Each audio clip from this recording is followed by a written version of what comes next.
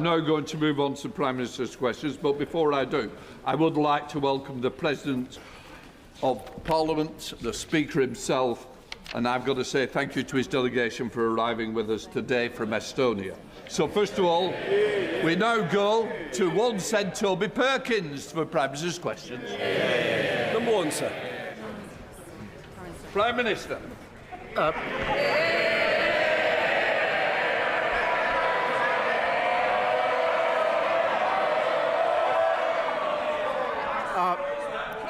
I didn't know the Prime Minister was that popular on this side.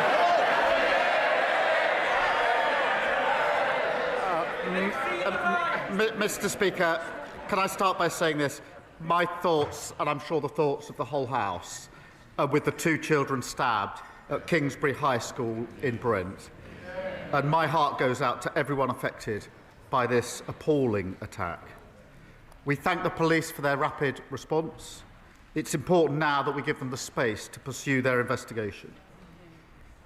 And, Mr. Speaker, this morning I conveyed the UK's deepest condolences to Prime Minister Carney and the people of Canada for the devastating shooting in Tumbler Ridge. Mr. Speaker, I'm determined to fix the broken SEND system. No parent should have to fight for the support their child needs. Today we announced a 10-year plan to fix the crumbling school estate that we inherited, delivering a more modern and inclusive classrooms that meet the needs of every child. Mr. Speaker, this morning I had meetings with ministerial colleagues. Now, there's been quite a few of those this week. In addition to my duties in this House, I shall have further such meetings later today. Thank you. I'd like to associate myself with the Prime Minister's remarks there. The Prime Minister's commitment to 1.5 million more homes will require 48,000 new entrants to the construction industry every year.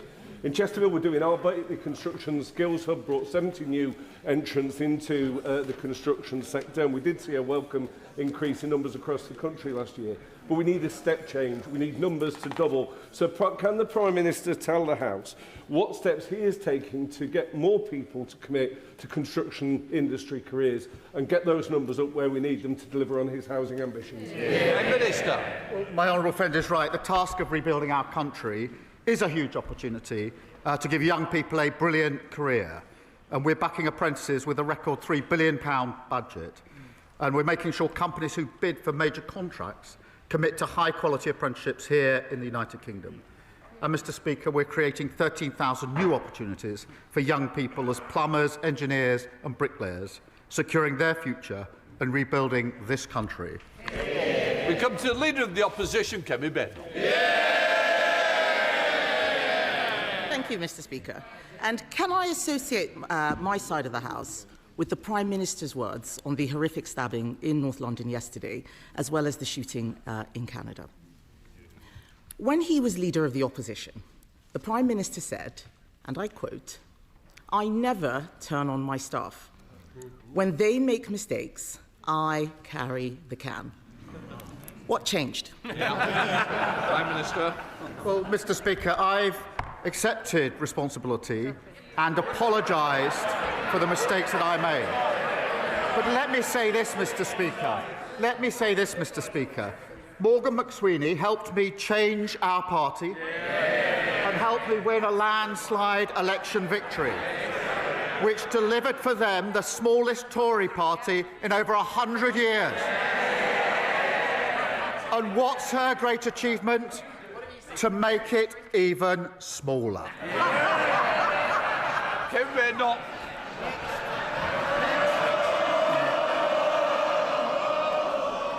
The Whips have done a great job today. This is like the 37th... Oh, he said, yeah, exactly. Done a great job today getting them cheering. We all know that they've been sick for the last week. Because let's remember, Mr. Speaker, just last week, he told us that he had full confidence in his Chief of Staff, Morgan McSweeney. On Sunday, he sacked Morgan McSweeney. Last week... he resigned, yes. Last week, Mr. Speaker, he was defending the Cabinet Secretary. Now he is sacking him. What changed? Prime Minister. Mr. Speaker, in January she said she had full confidence, 100% confidence, she said, be no more defections from her party. 48 hours later, the Shadow Foreign Minister defected. 8 days after that, the former Home Secretary defected. The only question now is, who's next? She needs to wake up. Her party is dying. Mr. Speaker, the Prime Minister is demonstrating stratospheric levels of delusion if he thinks the problem is on this side of the House. And he didn't say anything about why the Cabinet Secretary is going. We know the truth. It is because he is throwing everyone under a bus except himself. And, Mr. Speaker, the Mandelson episode was not an isolated incident. A few weeks ago, he announced a peerage for one Matthew Doyle, his former Director of Communications. Immediately after that, the Sunday Times published on the front page that Doyle campaigned for a man charged with child sex offences. Yet, despite the Prime Minister knowing this, he gave Doyle a job for life in the House of Lords anyway. Why?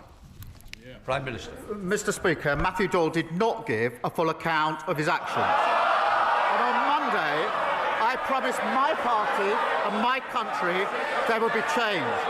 And yesterday, I removed the whip from Matthew Doyle. I'll tell you what other action we've taken, Mr. Speaker. Along with the Safeguarding Minister, I and this government have introduced the most far-reaching violence against women and girls strategy. And I'll tell you what else we've done. This government has introduced a pay rise for millions of working-class women. What did the Leader of the Opposition do? She opposed it. This government's introducing greater protection for women at work. What did the Leader of the Opposition do? She opposed it. And I'll tell you what else she opposes. This government removing the disgusting rape clause that they put in place. Mr. Speaker, the Prime Minister pretends not to know about Matthew Doyle. It was on the front page of the Sunday Times. He cannot explain why he gave this man a peerage, and I think they should be wondering why they're still cheering for him after that. And the Prime Minister, sometimes likes to claim, as he just did, that he cares about violence against women. The truth is, he only cares about the victims when he's trying to save his own skin. They can shake their heads. We saw it with grooming gangs. We saw it with Mandelson. And now we see it with Doyle. Isn't that what a former prosecutor would call an established pattern of behaviour? Mr. Speaker, I'm going to take no lectures from the Tories in standards in public life. She defended Partygate for months and months and months. And even now she says it was overblown. The Shadow Foreign Secretary broke the ministerial code by bullying. Boris Johnson kept her. The Leader of the Opposition promoted her. She sits on her front bench. Her former Shadow Justice Secretary complained about not seeing enough white faces in Birmingham, and she was too weak to sack him for racism. Nobody buys it, Mr. Speaker. Not even the Labour women, because they know he always puts the Downing Street Boys Club first. And how dare he criticise us? We weren't the ones stuffing government with hypocrites and paedophile apologists. He can't build a team, Mr. Speaker. He has no plan. He can't even run his own office, let alone the country. He is now dealing with a new scandal of appointing someone who campaigned for a man convicted of having indecent pictures of girls as young as 10. Isn't the Prime Minister ashamed that that will be his legacy? Prime Minister. Mr. Speaker, my legacy is changing my party and winning a general election. And I'll tell you this, I kicked my former leader out of my party. Her former leader, Liz Truss, broke the economy and has descended into bonkers conspiracy theories. I kicked her out of Parliament. She's too weak to kick her out of their party. Kemi Badenoch. Mr. Speaker, he hasn't apologised for appointing Matthew Doyle because he won't take responsibility. He never does, and they know it. The Prime Minister is now telling everyone that he's never lost a fight. It's because he won't step into the ring. He's never lost a fight. He's walked away from welfare reform. He won't stand up to the unions. He won't stand up to China. He can't even stand up to Mauritius. He's had, Mr. Speaker, he's had 3 cabinet secretaries, 4 chiefs of staff, 5 director of communications in just 18 months. And now he is mired in yet another scandal. Does he ever look in the mirror and ask himself, is the real problem staring him in the face? Mr. Speaker, I delivered a landslide victory for our government. Only 4 people have ever led the Labour Party to victory in a general election. I am one of them. And she talks about numbers. Let us remember, Mr. Speaker, 5 Prime Ministers, 7 Chancellors, 8 Home Secretaries, 8 Foreign Secretaries, 16 Housing Secretaries, all completely useless, all failed Britain, and this Prime Minister's clearing up the mess. She comes here every week desperately fighting to save her dying party. I'm fighting to change our country. Interest rates down. Inflation down, waiting lists down, child poverty down, and I'll tell you another thing's down, the number of Tory MPs. Thank you, Mr. Speaker. The government has delivered the funding needed to rebuild the new Frimley Park Hospital after the party opposite made empty, unfunded promises to my constituents. Now we urgently need to get on with announcing the preferred site, along with the investment needed to improve public transport, road access and parking.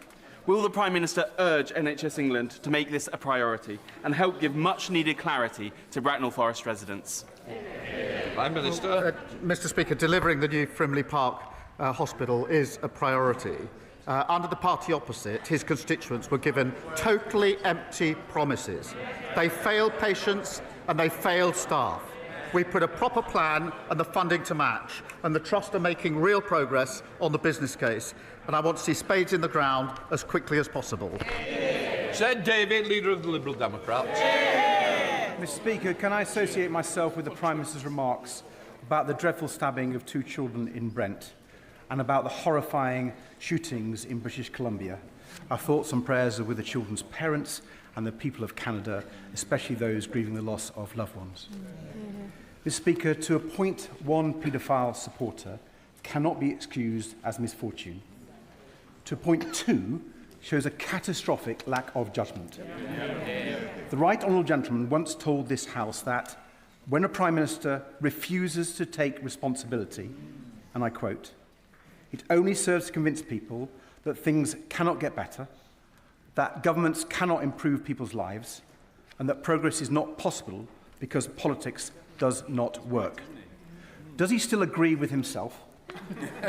And does he share my fear that that is exactly what is happening now? Minister. People in this country, millions of people, have been let down for years and years and years. And one of the reasons was austerity, which his party supported.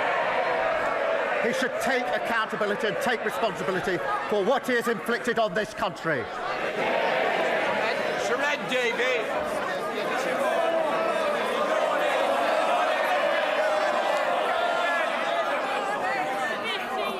Mr. Speaker, I think I touched a raw nerve.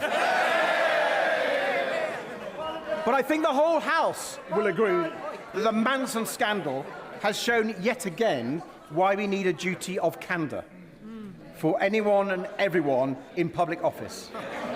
Mr. Speaker, there should be no more delays in putting the Hillsborough Law on the statute books. After the long fight by the bereaved families and so many others, like the Mayor of Greater Manchester. The Prime Minister once said it would be one of the first things he did in number 10. Will he finally do it now, even if it's the last thing he does? Prime Minister. The panel report in the Hillsborough case was when I started working on the Hillsborough case. That was in 2012, when his party were in power. And they could have passed this law a long time ago and saved a lot of grief. I'm proud that this Labour government is bringing in a Hillsborough law, something I've committed to for a very, very long time. Richard Quidley. Thank you, Mr. Speaker. As the Prime Minister will have heard me say, the Isle of Wight is a fantastic place to live, work and learn, despite the Leader of the Opposition trying to give us to China. He will also be aware of some of the challenges we have in cross-solent transport, reliability, frequency and price. The emissions trading scheme, which ironically only applies to hybrid vessels, may increase fares further. Despite exemptions granted for Scotland and Northern Ireland, the lack of grid capacity to fully decarbonise, I am deeply concerned about the impact on our island community. Will the Prime Minister urgently ask DESNZ ministers to review this issue? Minister. Well, I thank him for his question. I know how important affordable ferries are for his constituents' everyday lives. The ETS scheme will make journeys cleaner, and we're working with ferry companies on the grid connections in ports that enable greener vessels. I'll make sure that he gets a meeting with the relevant minister. Stephen Flynn.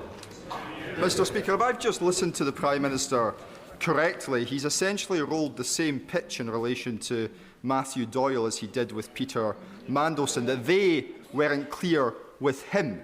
He appears to be the most gullible former Director of Public Prosecutions in history.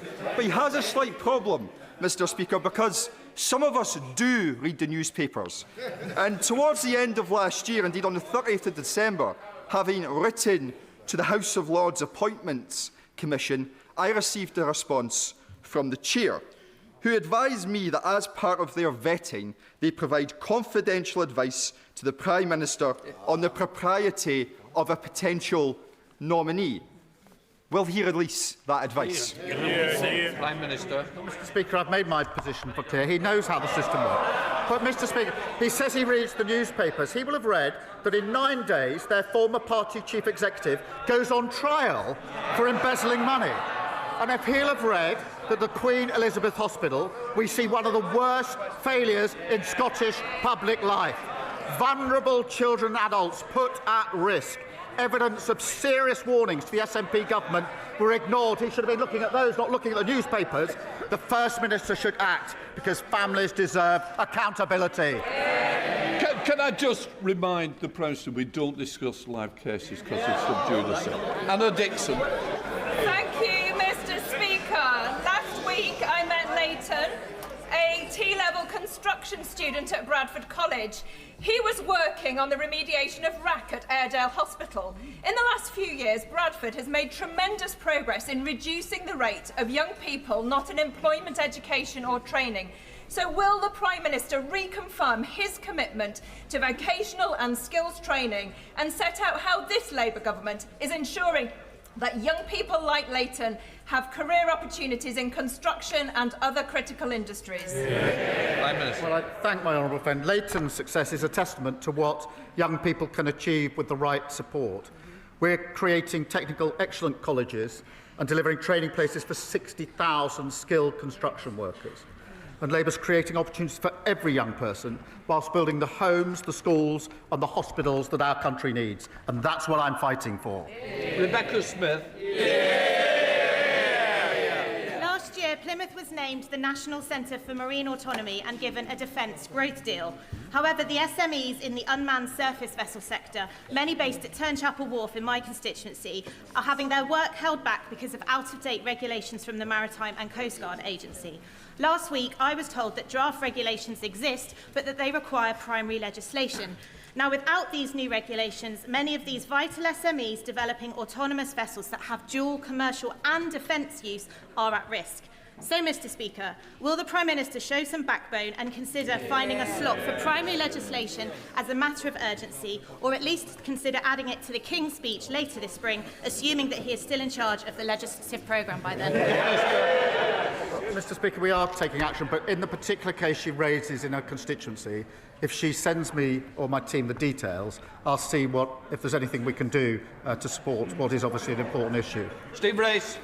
Thank you, Mr. Speaker. The Prime Minister will be aware of Lorraine Cox, a resident of Exeter, who in 2020 was murdered by a man whose asylum claim had been denied but who is not removed from this country. Would the Prime Minister set out what more this government will do to make sure deportations of people who have no right to be here and of those who have committed criminal offences will be sped up? And would he meet with Lorraine's father to discuss the family's campaign for justice for Lorraine? Prime Minister. Well, My honourable friend raises an awful case, and my thoughts and those, I'm sure, of the whole House are with the loved ones of Lorraine. Tackling violence against women and girls is a critical mission, and I'll make sure the Home Office Minister meets the family. I want to be absolutely clear, Mr. Speaker, illegal immigrants who commit such appalling acts should not be in this country. That's why we've already removed nearly 60,000 people with no right to be here, and deportations of foreign criminals is up by a third. We're also reforming human rights law to allow us to swiftly remove those with no right to be here. Thank you, Mr. Speaker. My Oxfordshire constituents are sick of widespread potholes, particularly at Milton Interchange, Didcot and along the A417 serving Challow and Stamford in the Vale. Yet the government is cutting funding for Oxfordshire County Council by £24 million over 3 years, which is equivalent to its annual highways maintenance budget. The Prime Minister is of course entitled to dig a pothole for himself, but why is he cutting funding for Oxfordshire's roads? Prime Minister. We put a record amount of money into dealing with potholes. He needs to ask his council, run by his party, why they're not using that money. Douglas McAllister. It's a source of great pride to Scottish Labour MPs that as Chancellor, Gordon Brown lifted more children out of poverty than any other Chancellor before him. It's also a source of great pride that this... Order. Mr. Flynn, you don't need to cover your hand. I can still hear you. Your voice is louder than mine. Douglas McAllister. Thank you, Mr. Speaker. It's also a source of great pride that this torch is now passed over to our government, and by removing the two-child benefit cap, we will lift more children out of poverty in a single parliament than ever before. 2,260 children in Western Bartonshire, 95,000 in Scotland. Does the Prime Minister agree that this demonstrates true Labour values in action across Scotland and the UK? Well, on this side of the House, Mr. Speaker, we know the damage that growing up in poverty does to the life chances of children. The Tories put hundreds of thousands of children into poverty, and they'll live with that for the rest of their lives. We are undoing their damage. Our decision will benefit almost 100,000 children in Scotland as we deliver the largest reduction in child poverty in any single parliament. Lera Wilson. Thank you very much, Mr. Speaker. The manslaughter of baby Gigi Meehan at a nursery in Cheadle.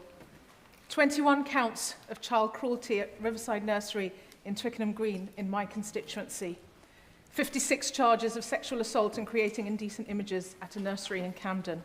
And just this week, 21 counts of sexual abuse at a nursery in Bristol.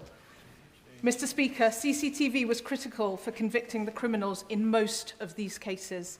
So will the Prime Minister ensure that no parent ever has to fear for their child's safety while they go to work by introducing mandatory CCTV in nurseries and a childcare workers register?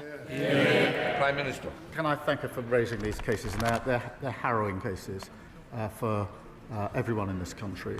The safety of children is, of course, paramount, and we're acting to keep them safe.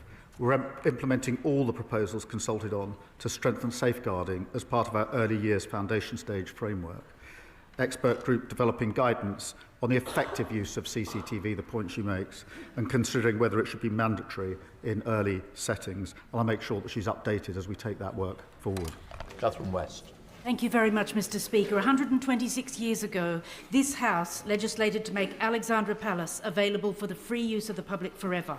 And last year, Luke the Nuke changed darts forever by rewriting the record books. Today, Ali Pali plays host to World Championship Darts, Master Snooker, Haringey Huskies, Greyhounds for ice hockey, plus music, comedy, drama and more. Will the PM today keep the Palace competitive as the international venue for darts by supporting my campaign to raise a one-off public-private £500 million investment for urgent capital improvements? Prime Minister. Can I thank my honourable friend? The People's Palace is an iconic British venue, a home for darts, snooker and world-class music. It's vital that we support brilliant venues that give so much to our cultural life. And that's why, Mr. Speaker, we're providing almost £200 million to preserve heritage buildings across the country, so venues like Alexandra Palace can have a bright future. Thank you, Mr. Speaker. Last week, Stark Bay was devastated by storm damage, homes and businesses wrecked, and an important A road severed. Thousands who used it to commute to school, work and healthcare are stranded, bus routes broken, emergency vehicles blocked. And the 300,000 visitors who come annually and underpin our fragile tourist economy now in doubt. But this is a place that has stepped up twice to defend our country. Once, when 1.5 million cubic metres of shingle were dredged out of the bay to build the naval dockyards in Plymouth, and again, when it was used as the training ground for the D-Day landings, at a cost of 750 American soldiers' lives. It is also the site of a unique national nature reserve with rare species found only here. This storm damage is of national significance, so I ask the Prime Minister if he will ensure that the myriad of government agencies and departments needed will work together with experts to find and fund a sustainable long-term solution to the coastal erosion that is inflicting so much... Order! It's a very important question, but I'm sure the Prime Minister must have got it in the first 2 minutes. Prime Minister. Thank you, Mr. Speaker. Look, I know communities have been badly affected by recent storms, and damage to the A379 is very concerning. I'm pleased that she, I think, is meeting the Roads and Floods Minister today, I think. We are investing £10 billion to improve coastal and flood defences. And I want to thank the Environment Agency staff who are working hard right now, putting extra protections in place and supporting people ahead of further wet weather. Thank you, Mr. Speaker. For too long, communities like mine in Bartley Green felt decisions were made about them, not with them. 14 years of austerity did not just close neighbourhood offices and youth services, it broke trust. Through Pride in Place in Woodgate, this government is helping residents restore the Woodgate Valley Cafe and so much more. What is the Prime Minister's message to my constituents about how politics can be a force for good and that he will never walk away from my community and the country we love? Well, I thank her for a question. My message is that I've always believed that those with skin in the game make the best decisions about their community. And I know just how much her constituents want Woodgate Valley Visitor Centre back open. Together, I do think we can make that happen. And if you want to know, Mr. Speaker, where hope is in Britain is in our communities, and that's why we're investing so heavily in our Pride in Place initiative. James Wilde. Thank you very much. My constituents' mum, sister and stepfather were killed in a horrific dangerous driving crime, and the foreign national offender was sentenced to 10.5 years. But the family have just been told that he may be released imminently in order to be deported, having served just 3 years. Will the Prime Minister look at this case and what steps can be taken to prevent that release, given such a pitiful service time? 3 years for 3 lives would be the final insult and undermine public confidence in our justice system. Prime Minister. Can I thank him for raising what is obviously a terrible case, and I'll make sure that it's looked into if he could provide further details so we can do it as quickly as possible. David Pinto. Thank you, Mr. Speaker. Our democracy in this House relies on the spoken word, but many with speech disabilities are left without a voice. I have a speech impediment. So do 2 million adults and 1 in 12 children. It can rob people of their confidence, lead to discrimination, and limit our opportunities in work and in public life. It's time to tear down these barriers. Can the Prime Minister share with what this government is doing to help people with speech disabilities get the support they need so their voices can be heard? Prime Minister. Can I start by saying he is an inspirational and powerful campaigner on this issue, and by doing what he's doing, he will give great courage to other people to take the same steps. I'm proud we're increasing the number of NHS speech and language therapists. We're trialling new ways of identifying and supporting children with speech and language needs in their early years, because I agree that every child deserves the help they need to reach their potential. Dr. L. Pinkerton. Thank you, Mr. Speaker. My Surrey Heath constituent, Christopher, was discharged from the RAF in 1966 solely for being gay. But despite the government committing to restoring the medals, the berets, and indeed acknowledging the injustice of those discharged from our armed forces prior to 1967, his case has been dismissed out of hand, with only a letter that contained the track changes from the template that the MOD issued. So can I ask the Prime Minister to take a personal interest in this case to ensure that it's resolved swiftly, and to allow Christopher to march on Remembrance Day as he wishes to, with his medals and his beret and his dignity restored? Prime Minister. I will do everything I can to ensure that that happens, which is absolutely what should happen. This was an absolute scandal, the gays in the military ban, and it's absolutely right that it was overturned, but we must follow through on that, and I'll do everything I can to make sure that we deliver on what he's asked me to deliver on. Daniel Zachner. Thank you, Mr. Speaker. Last week, the government launched a consultation on establishing a growth development corporation for Cambridge. And in the meantime, Peter Freeman, the chairman of the Cambridge Growth Company, has on the record as saying we should aim to be the most livable city in Europe. That's a fantastic ambition, one which I entirely agree with. And I'd ask the Prime Minister, given that this will be good for growth, not just for Cambridge, but for the region and the wider economy, what more can the government do to help us, not least to help that generation of young people who can barely afford a home? Prime Minister. Well, his constituency is already home to brilliant research, innovation and economic growth. And through a greater Cambridge Development Corporation, we'll put in the powers and resources to unlock its full potential. I want to let local people have their say. We'll make sure that we create a fair plan with attractive, well-connected and thriving new neighbourhoods. Tom Tugendar. Thank you, Mr. Speaker. Would the Prime Minister share with me the concern that while some ambassadors retiring in disgrace get tens of thousands of pounds in payoff, many other civil servants are failing to get the retirement that they are due and are expected to turn to their old departments for bridging loans? This is clearly a scandal. Would he put all of his effort behind making sure that those who have served with integrity are treated with the dignity that they deserve? Prime Minister. Yes, we are taking steps, and he's right, we should take further steps, and I think that will be agreed across the House. Thank you, Mr. Speaker. The announcement that pubs and music venues would receive a much welcomed reduction in business rates is a positive step.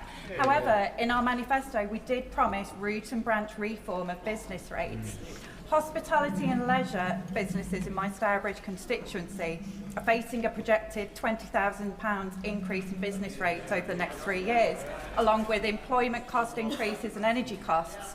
Hospitality and leisure play a vital role for our communities, providing jobs and spaces to socialise. So will the Prime Minister consider a similar rates relief package for hospitality and leisure? She's right that we need the conditions for flourishing high streets, and it underscores the importance of 6 interest rate cuts, the £5.8 billion that we put into Pride in place, and the work to put money in people's pockets. I'm pleased we've delivered a 15% cut and a 2-year freeze for pubs and live music venues. That comes on top of the £4.3 billion to support businesses and permanently lower rates for retail, hospitality and leisure properties. Blackman. Thank you, Mr. Speaker. And I thank the Prime Minister for raising the stabbing at Kingsbury High School yesterday.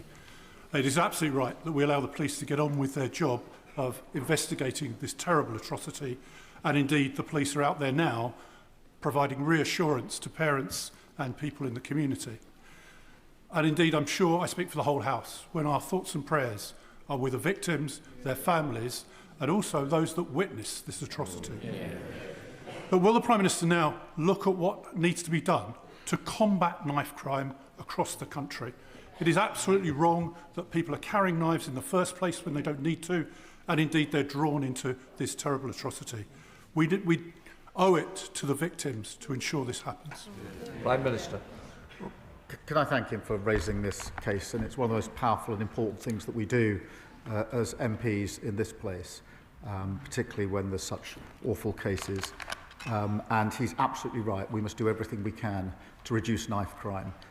There are initiatives and steps we've taken to remove the accessibility of knives where they can be bought.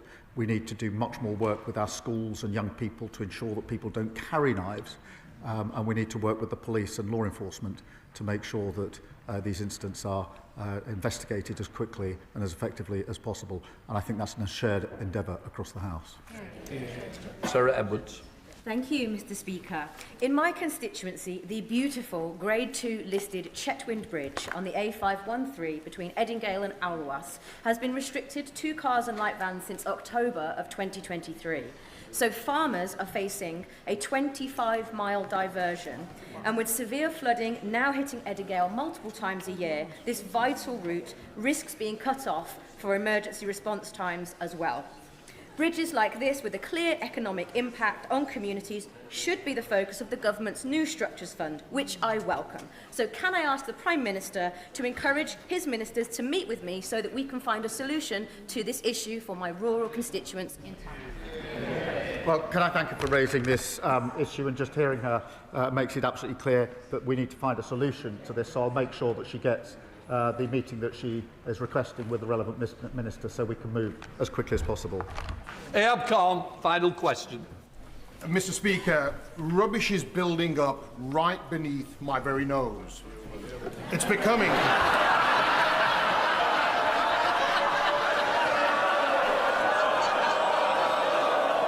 Easy, Tiger.